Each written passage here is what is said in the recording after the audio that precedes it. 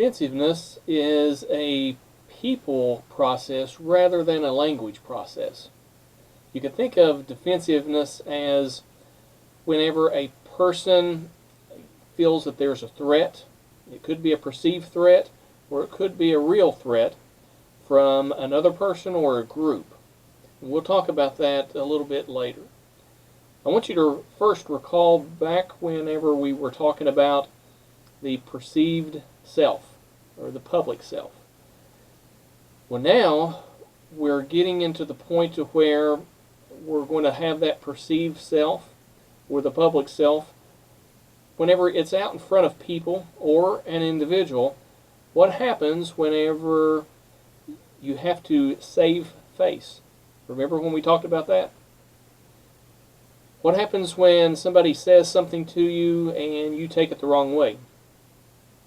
Well, we usually have defensive characteristics that we will look at. Maybe you have used these in the past. Sometimes they're regulated to either fight or flight. If somebody says, "You're a bad mother," or "You're a bad employee," most of the times we're not going to say, "Yeah, I agree. Yeah, I'm not that good of a worker."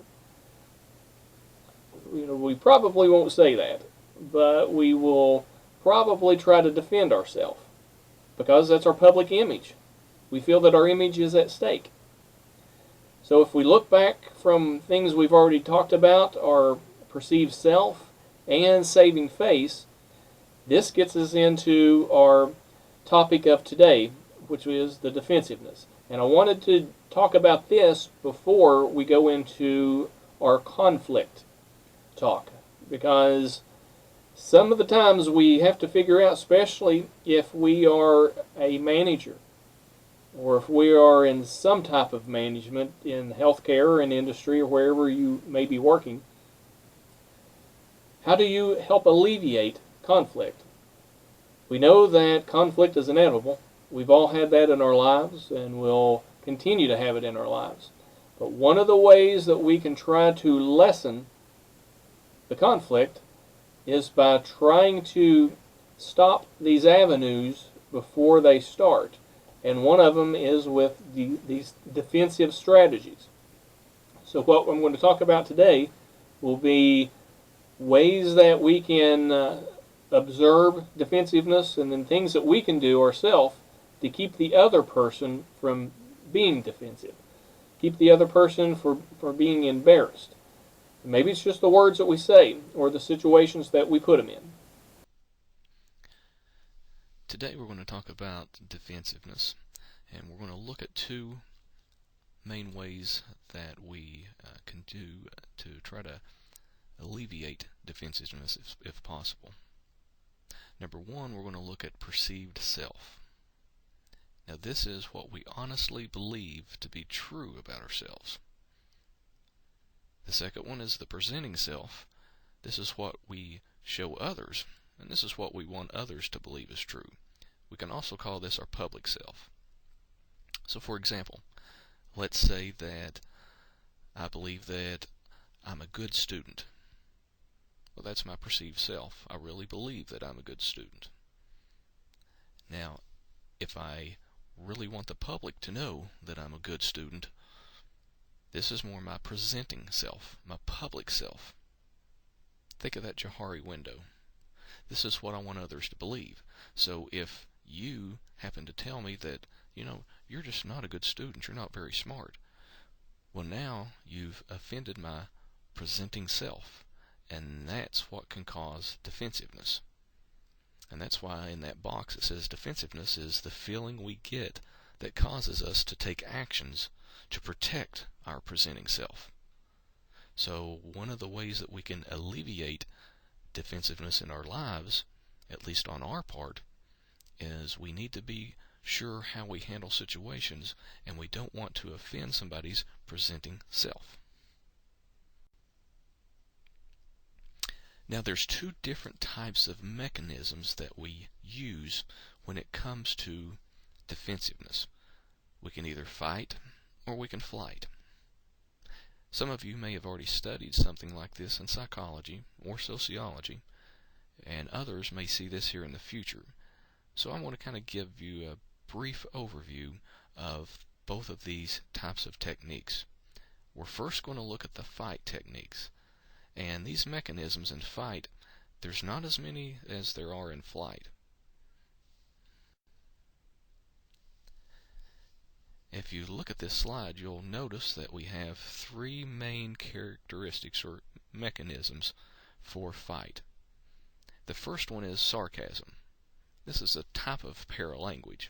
And what we mean by paralanguage is this type of mechanism, it's not the words we say, but it's how we say the words. For example, if I say, well, this is a wonderful way to start the day. Okay, you know that I'm being sarcastic, and I'm sure everybody that's listening uses this either once a day or 3 or 4 times a day. But whenever we use sarcasm, we're fighting. We're mad.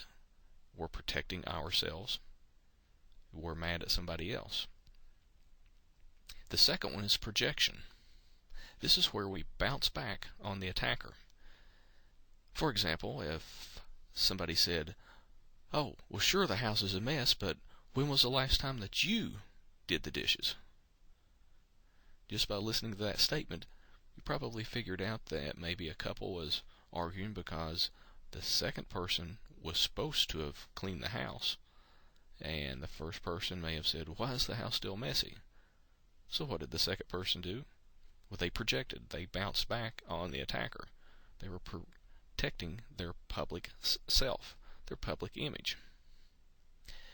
And the third one is rationalization. Now this is logical, but it is not true. The statement that people make when it comes to rationalizing, it follows some logical steps, yes, but the underlying information behind that is completely false. For example, let's say that I'm a student in class with you, and you weren't feeling well, so you skipped class. Then you had emailed me and you said, hey, could you give me a call this evening and tell me what the professor talked about in class, and maybe I can write some notes down. Well, let's say that I got interested in watching a ball game, and maybe went out to dinner with one of my friends, and I forgot to call you. So the very next day, whenever you respond and you're kind of angry, you say, well, why didn't you call me? You said you was going to call. So one of my ways to protect my public self through rationalization, which is a fight technique, I may say, well, I knew that you were sick, and I just didn't want to bother you because I knew you wasn't feeling well. Well, I'm using some logical steps, yes, but what I said and what I meant is completely untrue. I'm still trying to protect myself. Now, if you look at this slide, you'll notice we have 7 characteristics or mechanisms of flight. So we really do more flight than fight when it comes to protecting our public self. Let's look at the first one, displacement. This is where we avoid it and we can take it out on somebody else.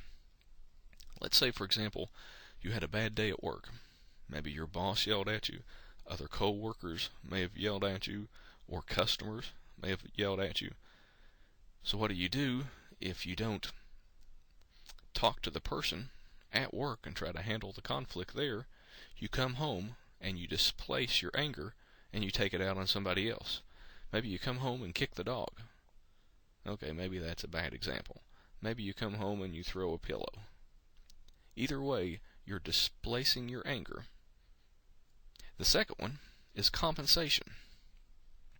This is where we change the subject to something positive. Think back whenever you were in grade school or junior high, and your report card came in and you made decent grades except in math class. Maybe your parents said, well, look at this, you failed math.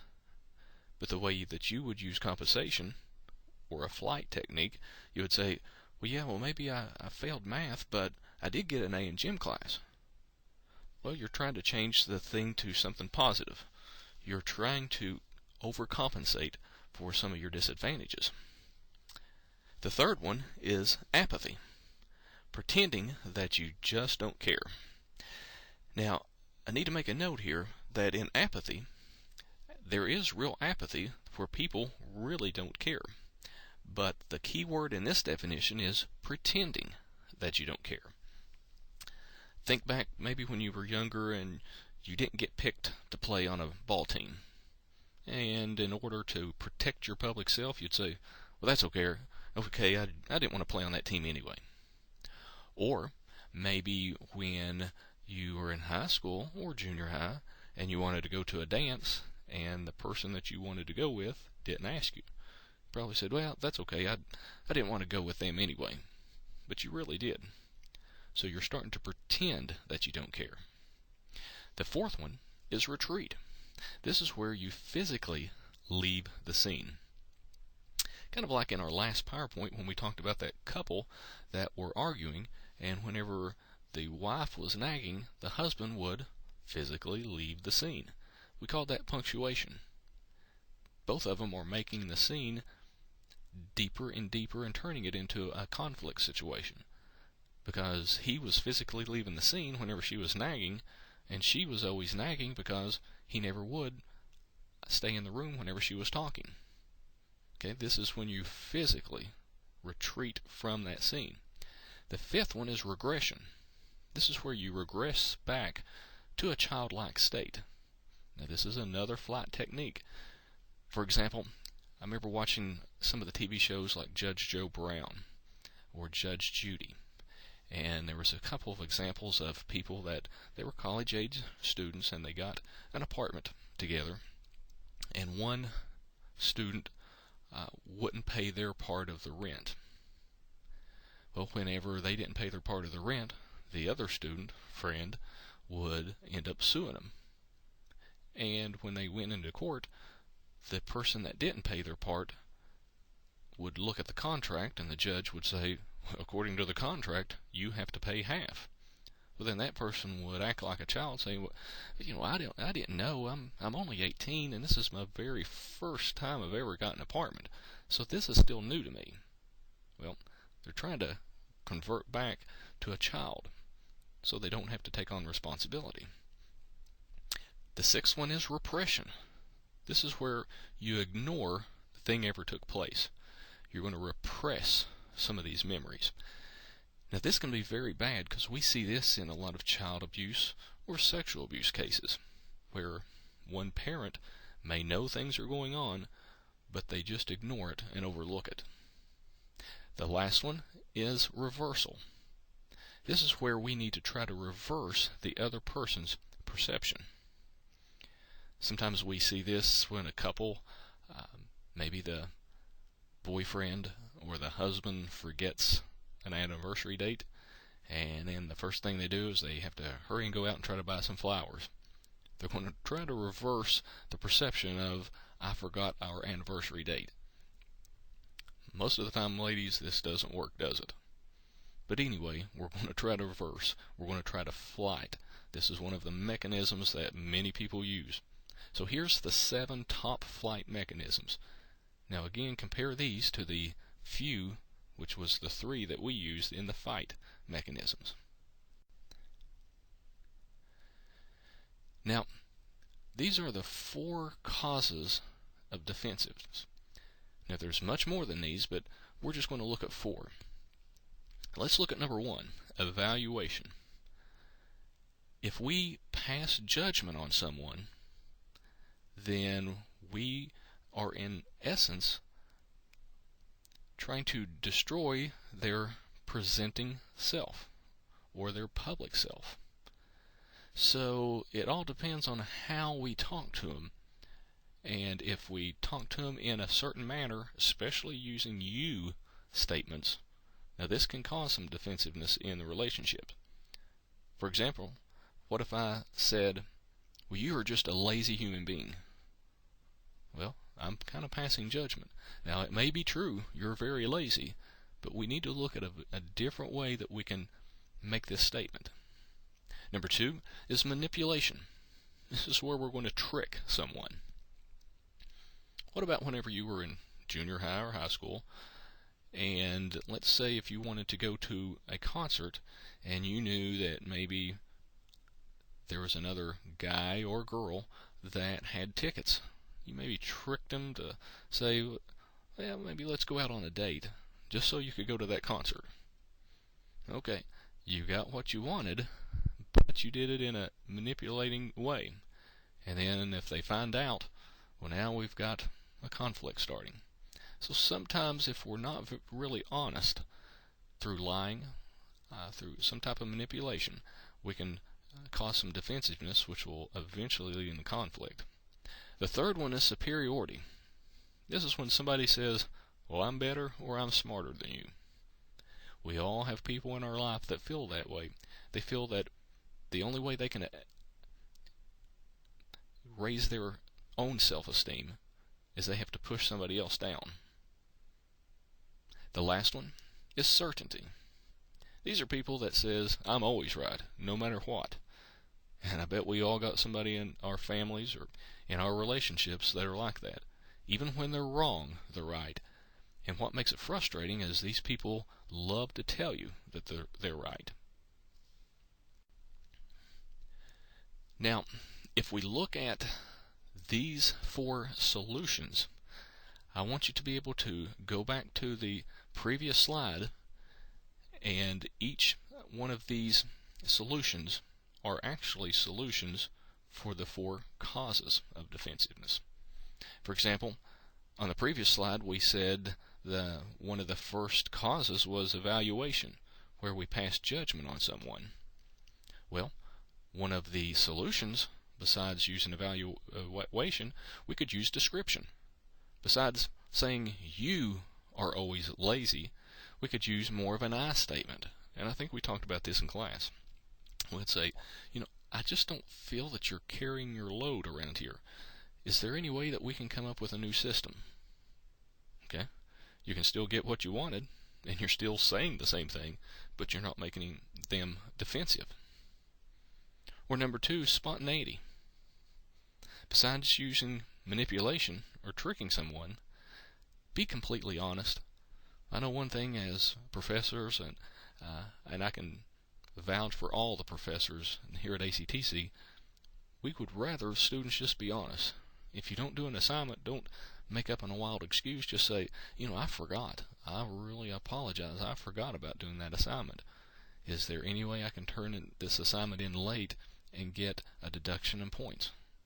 Okay? You don't have to make up a story. Just be honest. The third is problem orientation.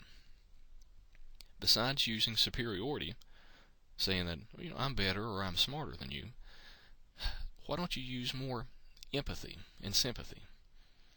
In other words, if there's something that if they ask you a question or if they have a problem, that might not be much of a problem in your eyes, but to them it's a big deal. So show more empathy. See how you can help them. And a lot of times, and you know this, I don't have to tell you this, but you know that a lot of times you just need to listen. They may already know the answer. They just need someone just to listen to the problem.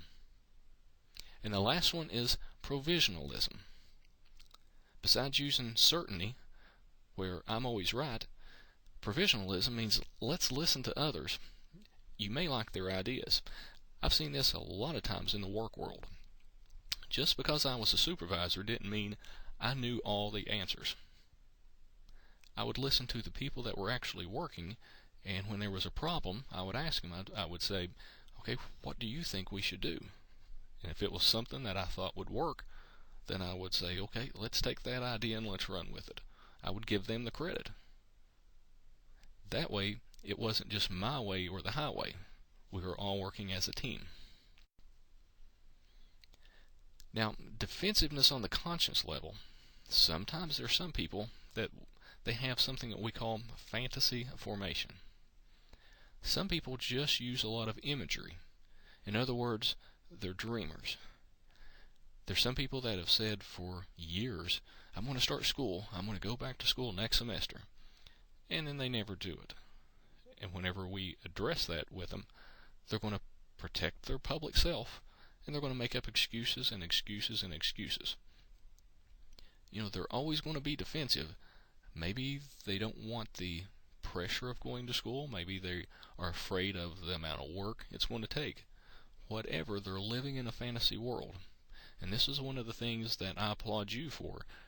You had a dream that you wanted to go to school. You've got a goal that you want to get a degree. And you're here working. You're living out your dream, your fantasy. But not everybody does this. So let's look at why we may need to be less defensive. Number one, and this is very important, defensiveness leads to conflict. That's going to be the next section that we're going to talk about, conflict.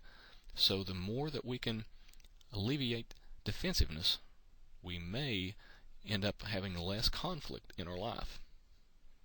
The second one is excessive defensiveness will prevent you from learning from your mistakes. Well, sure, if you're always being defensive, then how can you ever learn either from your mistakes or someone else's? Because what you're doing is you're really making up excuses. You're not saying, I messed up. I'm sorry, that was my fault. If you're always making excuses to protect your public self, you're never really going to learn from anything. You're never going to grow. You're never going to mature. And the last one is, if you have a healthy self-esteem, you should be able to admit to your mistakes. I would once, twice, 3 times a day, it seems like I'm always saying, uh-oh, I messed that up, I'm sorry, wow, I was wrong. That's how we learn. That's how we mature in life. So if your self-esteem is fairly healthy, you'll be able to be the first one to say, oh, my fault, I won't do that again, I apologize. Okay, this concludes our lecture in defensiveness. I would suggest that you look over the slideshow again, take some notes, and we'll try to tie this in with our lecture on conflict. Thank you.